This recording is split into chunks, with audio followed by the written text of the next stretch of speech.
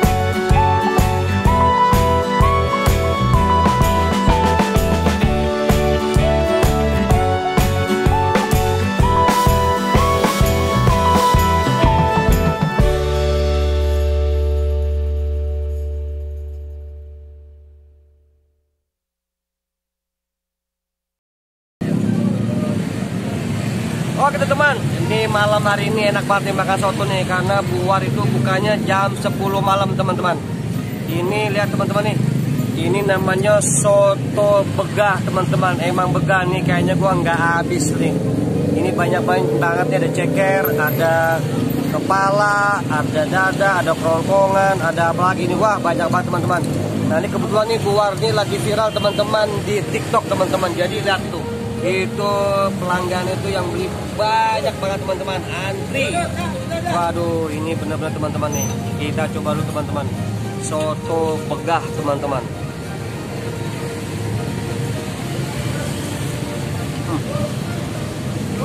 Enak banget teman-teman. Ini benar-benar begah banget, banyak banget ya teman-teman. Lihat nih, ini banyak banget ya. Wah, ini mah satu orang nggak akan habis ini. Enggak tuh. Waduh, ada ceker tuh.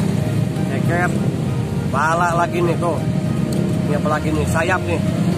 Wah, 1, 2, 3, 4 teman-teman. Wah, duh gila banyak banget nih. Ini belum dicampur nasi loh ini. Waduh, kan main dah.